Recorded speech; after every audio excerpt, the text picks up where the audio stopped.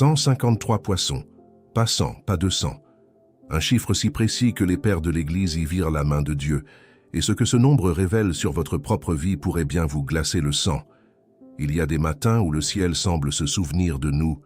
C'est un tel matin que l'évangile de Jean nous décrit sur les rives tranquilles du lac de Tibériade, quelques jours après la résurrection du Seigneur. Les disciples, fatigués d'attendre, étaient retournés à ce qu'ils connaissaient le mieux, la pêche. Pierre avait dit aux autres, dans la pénombre du soir, « Je vais pêcher ». Et ils l'avaient suivi, comme des hommes qui cherchent, dans un métier familier, un refuge contre l'incertitude de leur foi.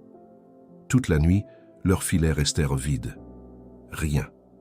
Pas un poisson, pas un frémissement d'espérance dans l'eau sombre. Et je vous le demande, mes bien-aimés, n'avez-vous jamais connu ces nuits-là? Ces heures où vous avez tout tenté, où vous avez tendu vos filets vers le ciel sans rien recevoir en retour. Ces silences de Dieu qui semblent durer une éternité, alors que vous priez, que vous espérez, que vous attendez un signe qui ne vient pas. C'est justement dans ce vide que le Seigneur choisit de se révéler. Au petit matin, une silhouette se tient sur le rivage. C'est Jésus, mais les disciples, épuisés, ne le reconnaissent pas encore. Il leur crie une question simple, presque tendre. « Enfants, n'avez-vous rien à manger ?» Et lorsqu'ils répondent « non », il leur donne un ordre qui semble insensé après une nuit entière de labeur. « Jetez le filet du côté droit de la barque, et vous trouverez. » Charles Spurgeon, ce prince de la prédication dont la voix a traversé les siècles, aimait s'arrêter sur ce moment précis. Il y voyait la preuve que le Seigneur ne demande jamais l'impossible sans donner dans le même souffle la promesse de sa provision. Remarquez la douceur de cette scène. Jésus ne réprimande pas ses disciples pour leur nuit stérile. Il ne leur rappelle pas leurs échecs. Il leur offre simplement une instruction, et avec elle, une occasion de recommencer. Combien de fois avons-nous imaginé, dans nos moments les plus sombres, un Dieu qui nous pointe du doigt, qui nous rappelle nos manquements? Et pourtant, sur ce rivage, il n'y a que tendresse. Il n'y a qu'une main tendue vers des hommes fatigués. Car à peine le filet touche-t-il l'eau, qu'il se remplit à tel point que les disciples ne peuvent plus le ramener dans la barque. 153 grands poissons. Un nombre que Jean, avec une précision presque étrange pour un texte spirituel, prend soin de noter. Pourquoi un chiffre aussi exact? Pourquoi pas simplement une grande quantité, ou plus qu'il n'en avait jamais vu? Un pêcheur épuisé, au sortir d'une nuit blanche, prend-il vraiment le temps de compter chaque poisson un à un? Spurgeon lui-même s'émerveillait de cette rigueur du texte sacré. Il disait que Dieu n'est jamais approximatif, que chaque détail de sa parole porte un sens, même celui qui semble, à première vue, purement anecdotique. Et c'est là que commence notre voyage d'aujourd'hui, mes amis, dans les profondeurs de ce nombre qui a fasciné les théologiens depuis presque 2000 ans, depuis Jérôme jusqu'à nos prédicateurs contemporains. Car voyez-vous, ce filet représente bien plus qu'une pêche miraculeuse. Il représente votre vie, la mienne, et cette promesse que Dieu tient encore aujourd'hui, là où vos propres forces échouent, sa provision commence exactement là. Combien d'entre vous ont travaillé toute une nuit spirituelle, toute une saison de prière sans voir aucun fruit? Et pourtant, c'est précisément à l'aube, quand l'homme abandonne ses propres méthodes et écoute la voix du Seigneur, que le filet se remplit au-delà de toute attente.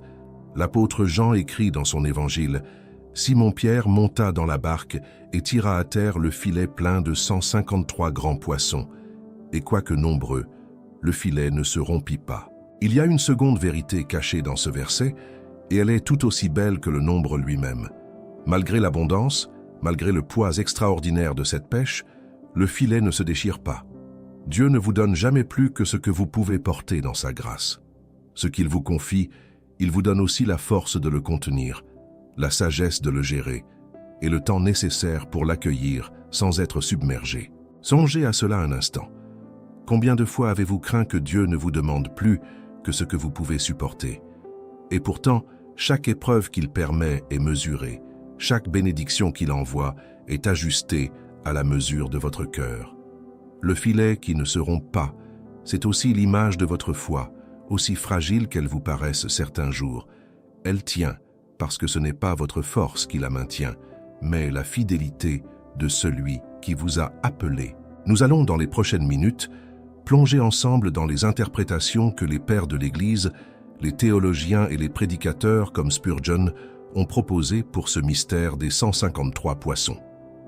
Nous verrons ce que ce chiffre révèle sur l'étendue de la grâce divine, sur l'universalité de l'appel du salut et sur ce que Dieu attend réellement de vous, aujourd'hui, dans votre propre marche de foi.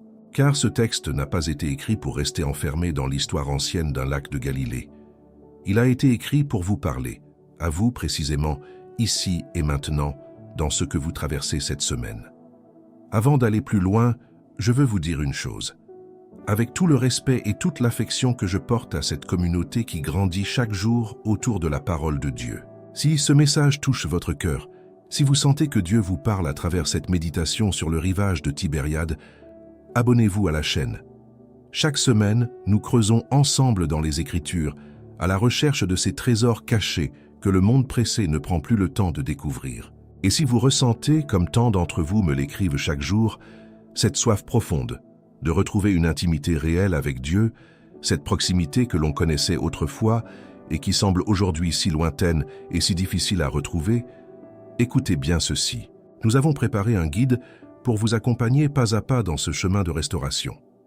Il s'intitule « 21 jours pour restaurer votre intimité avec Dieu » et vous pouvez l'acquérir dès maintenant grâce au lien épinglé dans le tout premier commentaire sous cette vidéo. Ce n'est pas simplement un livre, c'est une main tendue vers votre cœur assoiffé, une invitation à revenir vers celui qui vous attend au bord du rivage, comme il attendait Pierre ce matin-là, sans reproche, avec seulement de l'amour et un feu déjà préparé. Il existe une légende ancienne, reprise par plusieurs érudits des premiers siècles de l'Église, selon laquelle les Grecs de l'Antiquité auraient recensé exactement 153 espèces de poissons connues dans les mers du monde de leur époque. Saint Jérôme, ce grand traducteur des Écritures, mentionne cette tradition dans ses propres commentaires sur l'Évangile de Jean. Si cette interprétation est exacte, alors le message caché derrière ce filet devient bouleversant. Ce ne serait pas seulement une pêche abondante, ce serait une image prophétique de la mission de l'Église. Rassembler dans le même filet toutes les nations, toutes les langues, tous les peuples de la terre, sans exception. Pensez-y un instant. Le filet ne s'est pas rompu malgré la diversité et le nombre des poissons qu'il contenait. N'est-ce pas exactement ce que Jésus avait promis à ses disciples un peu plus tôt lorsqu'il leur avait dit qu'il ferait d'eux des pêcheurs d'hommes? Dans l'évangile de Matthieu, le Seigneur déclare « Allez, faites de toutes les nations des disciples, les baptisant au nom du Père, du Fils et du Saint-Esprit. » Ce filet rempli sur les rives de Tibériade n'annonce rien de moins que cet appel universel. Cette promesse que personne, absolument personne, n'est exclu de la grâce de Dieu. Vous qui m'écoutez aujourd'hui, peut-être vous sentez-vous parfois trop loin, trop abîmé, trop différent pour espérer être compté parmi ceux que Dieu rassemble dans son filet. Peut-être que votre passé vous murmure que vous n'appartenez pas à cette pêche miraculeuse, mais le texte nous dit autre chose. 153 espèces, 153 types de poissons différents, tous rassemblés, tous sauvés du même coup de filet. Certains de ces poissons, selon la tradition ancienne, étaient considérés comme impurs par la loi juive. D'autres provenaient d'eaux lointaines, étrangères, presque inconnues des pêcheurs de Galilée. Et pourtant, tous se trouvent réunis dans le même filet, sans distinction, sans hiérarchie, sans tri préalable. Il n'y a pas de catégorie de personnes que Dieu refuse d'accueillir. Ni votre âge, ni vos échecs passés, ni les années que vous avez peut-être passées loin de lui, ne changent cette réalité fondamentale.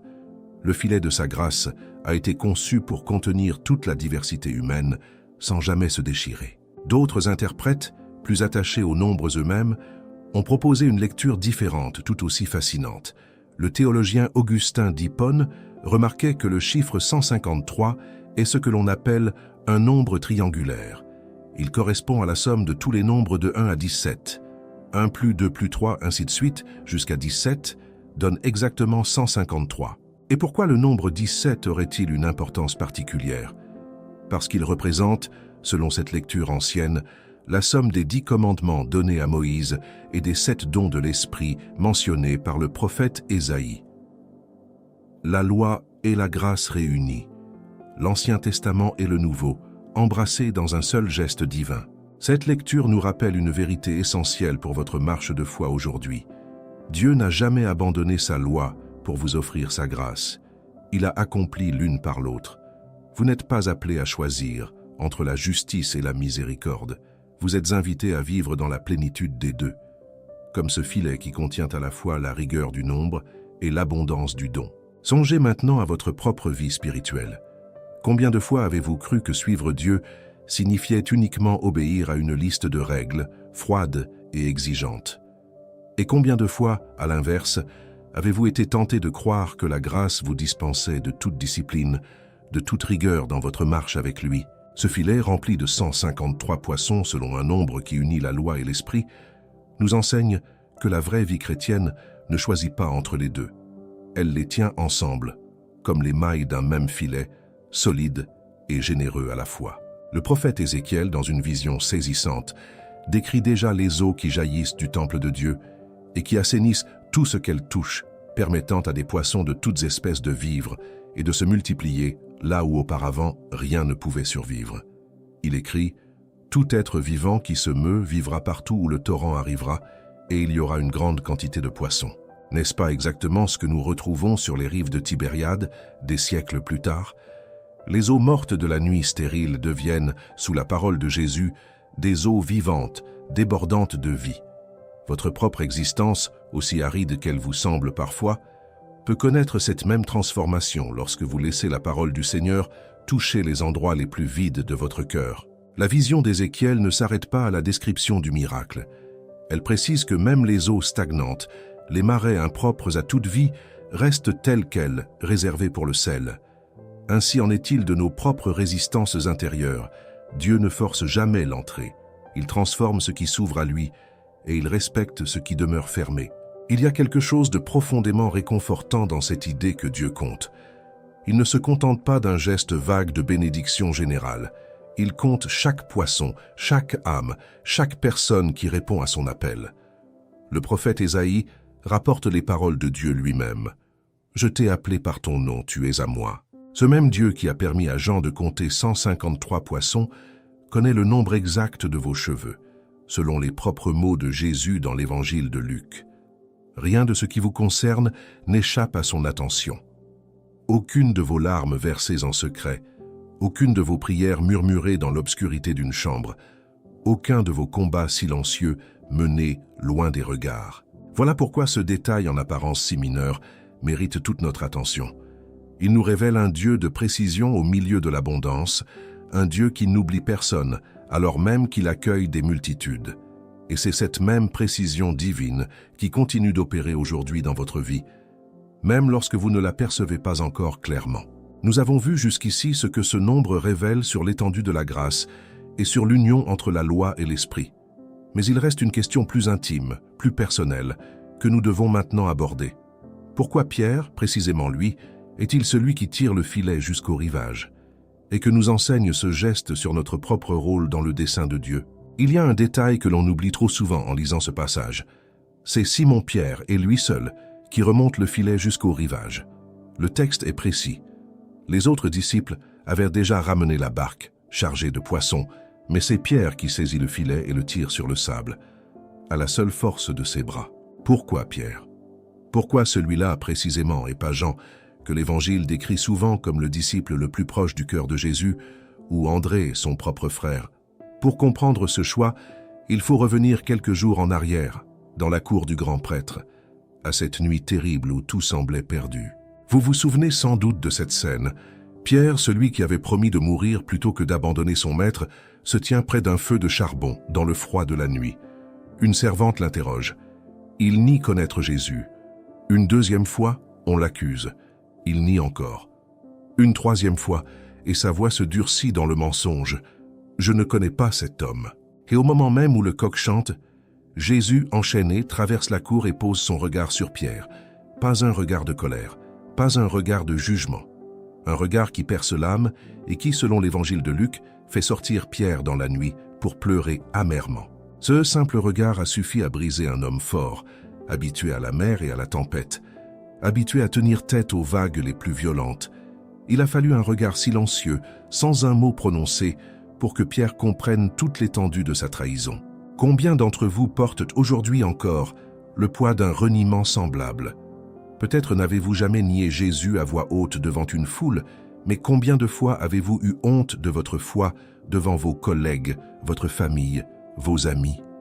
Combien de fois le silence a-t-il remplacé le témoignage que vous auriez dû rendre? Revenons maintenant à notre rivage, quelques semaines plus tard, et remarquez ce détail troublant que l'évangile de Jean prend soin de mentionner. Sur la plage, il y a un feu de braise. Le même mot grec utilisé pour décrire le feu de charbon dans la cour du grand prêtre. Ce n'est pas un hasard littéraire, c'est une mise en scène divine.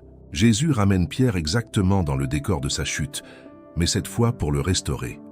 Après le repas partagé sur la plage, il pose à Pierre une question 3 fois répétée, comme un écho inversé des 3 reniements. « Simon, fils de Jonas, m'aimes-tu » Remarquez que Jésus l'appelle Simon, fils de Jonas, son ancien nom. Celui d'avant l'appel, celui d'avant la promesse de devenir un roc. C'est comme s'il ramenait Pierre au point de départ pour lui redonner, une fois de plus, cette même identité qu'il lui avait offerte au bord de ce même lac, des années plus tôt. 3 fois Pierre a nié. 3 fois Jésus lui redonne l'occasion de confesser son amour. Et à chaque réponse de Pierre, Jésus lui confie une responsabilité. « Paie mes agneaux, paie mes brebis, paie mes brebis. » Ce n'est pas une réprimande déguisée. C'est une restauration complète, publique, définitive. Voilà pourquoi c'est Pierre et non un autre qui tire le filet jusqu'au rivage. Ce geste physique, cet effort visible devant tous les disciples, symbolise sa restauration à la fonction de meneur, de berger du troupeau naissant de l'Église. Dieu ne laisse jamais une chute être le dernier mot sur une vie. Je m'adresse maintenant à vous qui portez peut-être, en silence, la mémoire d'un échec spirituel que vous jugez impardonnable. Peut-être avez-vous quitté l'Église pendant des années. Peut-être avez-vous vécu des choix dont vous avez honte encore aujourd'hui. Peut-être avez-vous, comme Pierre, renié votre foi dans un moment de peur ou de faiblesse. Sachez ceci avec certitude. Le Dieu qui a ramené Pierre devant un feu de braise pour le restaurer est le même Dieu qui vous attend aujourd'hui, exactement là où vous êtes tombé. Il ne vous demande pas d'oublier votre chute. Il vous demande de la traverser avec lui, pour en ressortir transformé, comme Pierre est ressorti de cette rencontre. L'apôtre Paul, dans sa lettre aux Romains, écrit une vérité qui résonne avec cette scène. Là où le péché a abondé, la grâce a surabondé.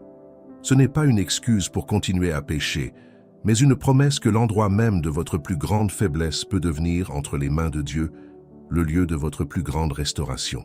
Regardez encore ce filet que Pierre tire jusqu'au sable. Il ne le tire pas seul dans un coin isolé. Il le tire devant tous les autres disciples, à la vue de tous. Sa restauration n'est pas cachée, discrète, honteuse. Elle est publique, visible, glorieuse. Dieu ne restaure jamais dans l'ombre ce qu'il veut ensuite utiliser en pleine lumière. Il y a une leçon puissante pour votre propre parcours dans cette image. Peut-être que Dieu ne vous appelle pas seulement à être pardonné en privé, dans le secret de votre cœur, mais à devenir, à votre tour, des porteurs visibles de sa grâce pour ceux qui traversent les mêmes échecs que vous avez connus. Ne craignez pas que votre témoignage soit disqualifié par vos chutes passées. Bien souvent, c'est précisément votre histoire de restauration, racontée avec honnêteté, qui touchera le cœur de quelqu'un d'autre encore prisonnier de sa propre honte. Pierre, cet homme qui avait renié son Seigneur 3 fois devant une servante, deviendra quelques semaines plus tard celui qui se lève devant des milliers de personnes le jour de la Pentecôte pour prêcher avec une audace que rien ne semblait annoncer. L'homme du reniement devient l'homme du témoignage le plus puissant du livre des Actes. Ce retournement n'est pas une exception réservée à un apôtre du 1er siècle. C'est un modèle, une promesse offerte à chacun de vous. Votre pire nuit, votre plus grand échec, votre reniement le plus douloureux ne définit pas votre avenir dans le cœur de Dieu. Ce qui définit votre avenir, c'est sa capacité à transformer votre honte en mission, votre chute en restauration, votre silence en témoignage. Alors la prochaine fois que vous serez tenté de croire que vous êtes disqualifié, que votre passé vous empêche d'être utile au royaume de Dieu, souvenez-vous de ce filet tiré sur le sable par des mains qui, quelques semaines plus tôt, avaient tremblé de peur devant une simple servante. Dieu se spécialise dans la restauration de ceux que le monde considère comme finis. Revenons un instant, avant même que Pierre ne tire ce filet jusqu'au rivage. Le texte nous dit quelque chose d'étonnant, un détail que beaucoup lisent trop vite sans en saisir toute la portée. Lorsque les disciples arrivent enfin sur la plage avec leur pêche miraculeuse, Ils découvrent un feu de braise déjà allumé, avec du poisson et du pain déjà posé dessus. Arrêtez-vous sur cette image. Avant même que Pierre n'ait tiré le filet, avant même que les 153 poissons n'aient touché le sable, Jésus avait déjà préparé le repas. Il n'avait besoin ni de leur pêche, ni de leur effort de toute une nuit pour nourrir ses disciples épuisés. Combien d'entre nous vivons pourtant comme si tout dépendait de notre propre performance? Combien de nuits blanches passons-nous à nous inquiéter, à multiplier les efforts, convaincus que si nous ne travaillons pas assez fort, Dieu ne pourra rien pourvoir pour nous? Et pourtant, le feu était déjà allumé avant même que nous ayons quoi que ce soit à y apporter. Le prophète Ésaïe rapporte cette parole du Seigneur. « Avant qu'ils appellent, je répondrai. Ils parleront encore, que j'aurai déjà exaucé. » Voilà exactement ce que cette scène du rivage nous enseigne. La provision de Dieu précède toujours notre demande. Sa grâce arrive avant notre effort. Et pourtant, remarquez bien ce qui se passe ensuite. Jésus ne dit pas à ses disciples « Restez là, tout est déjà prêt, votre pêche est inutile ». Non, il leur dit « Apportez de ces poissons que vous venez de prendre ». Il invite Pierre à ajouter sa propre pêche au repas déjà préparé. Voilà un équilibre que peu de croyants savent tenir avec justesse.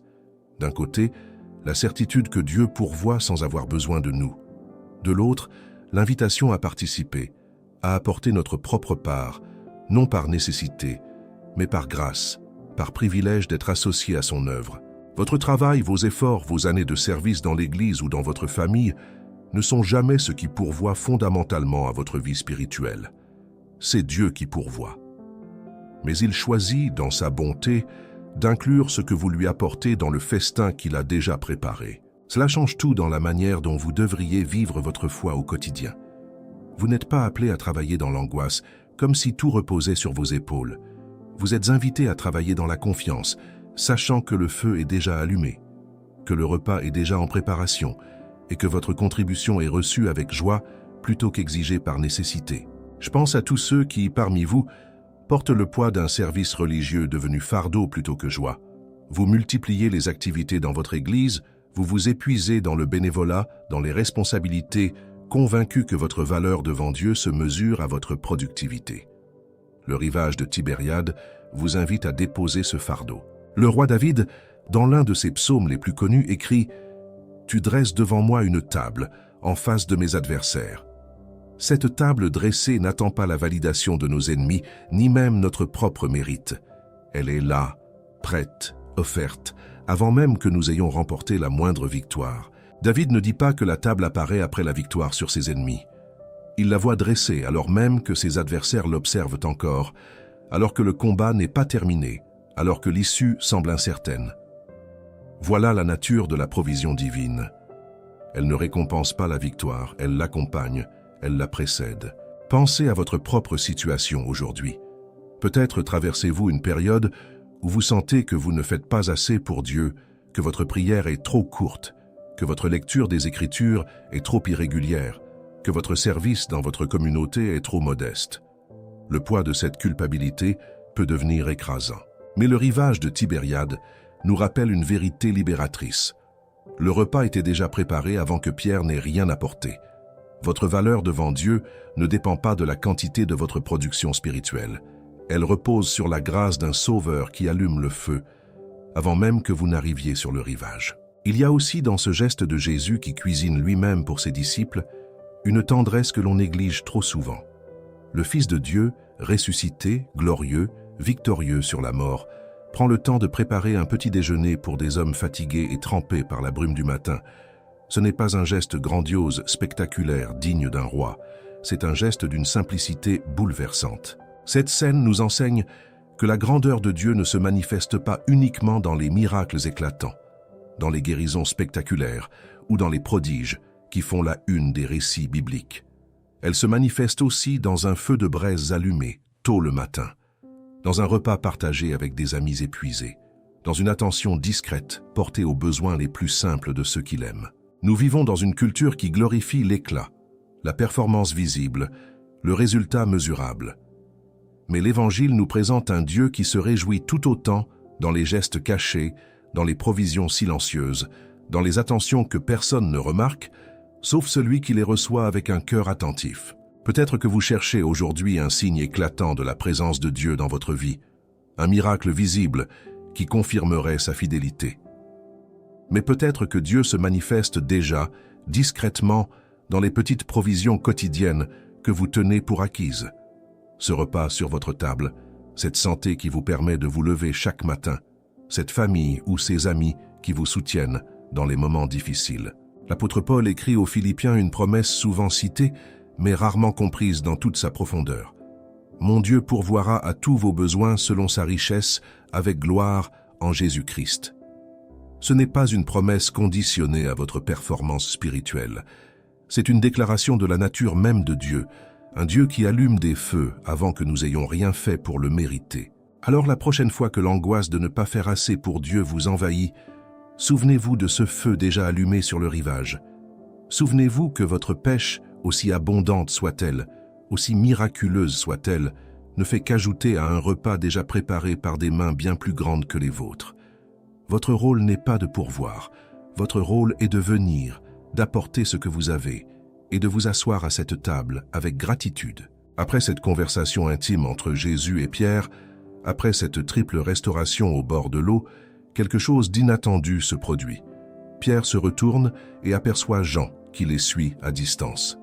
Et au lieu de se réjouir simplement de sa propre restauration, Pierre pose une question qui trahit une faiblesse bien humaine. « Seigneur, et lui, qu'en sera-t-il » Jésus vient pourtant de lui révéler, dans les versets qui précèdent, le genre de mort que Pierre connaîtra pour sa foi, un avertissement solennel et lourd de sens. Et la première réaction de Pierre n'est pas de méditer cette parole avec gravité. C'est de regarder son compagnon et de demander ce qui l'attend, lui aussi. Combien d'entre nous reconnaissent ce réflexe? À peine Dieu nous a-t-il révélé quelque chose de personnel, de précieux, de spécifique à notre propre chemin, que notre regard se tourne immédiatement vers le voisin, vers le frère, vers la sœur dans la foi, pour comparer, pour mesurer, pour évaluer si notre lot est juste par rapport au sien.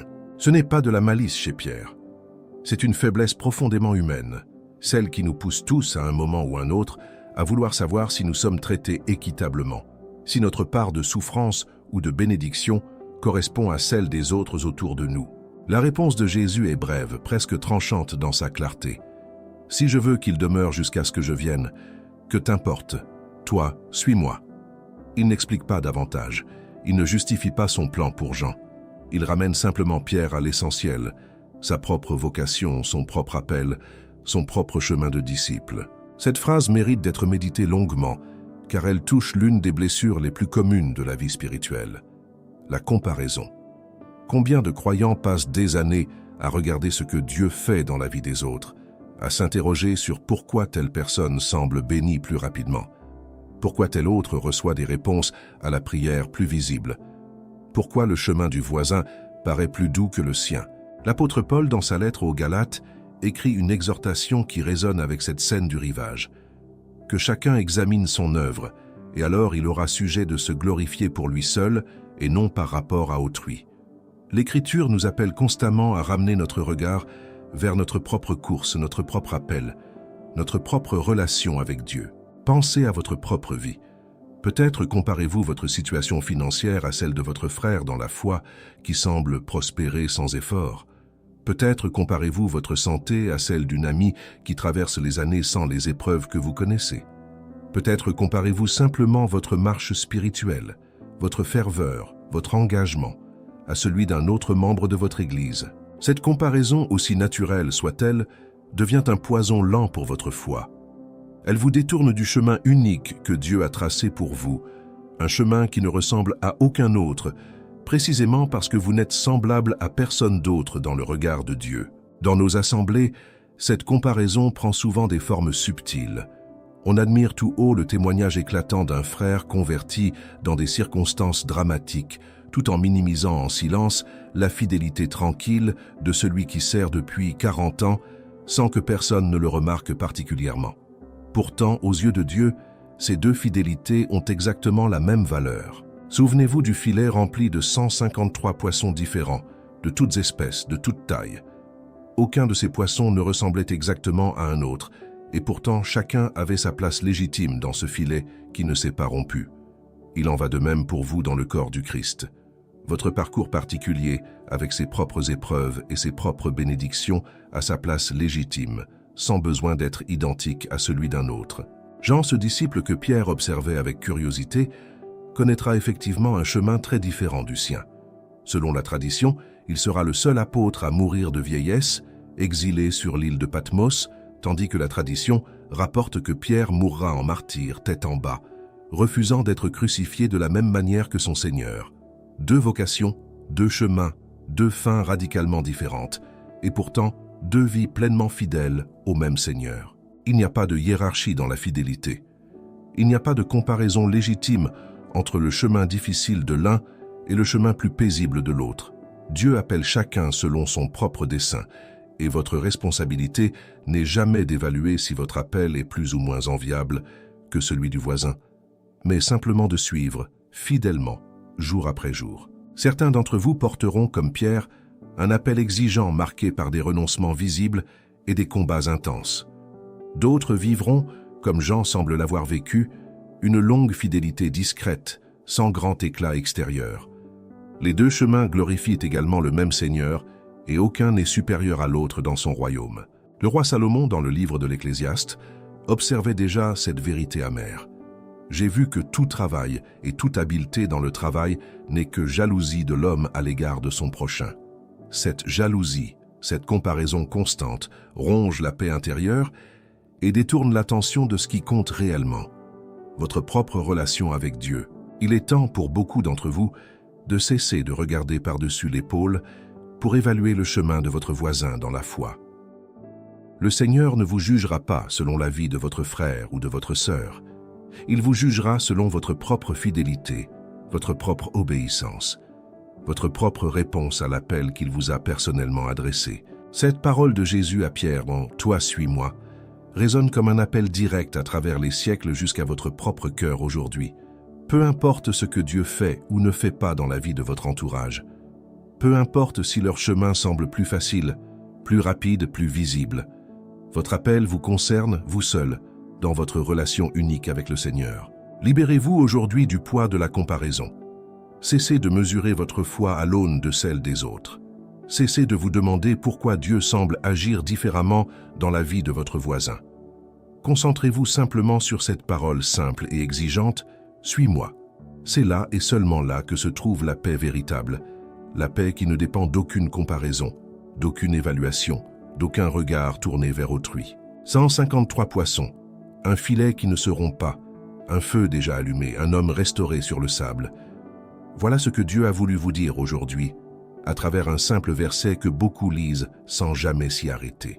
Merci d'avoir passé ce temps précieux avec moi, ici, dans la parole.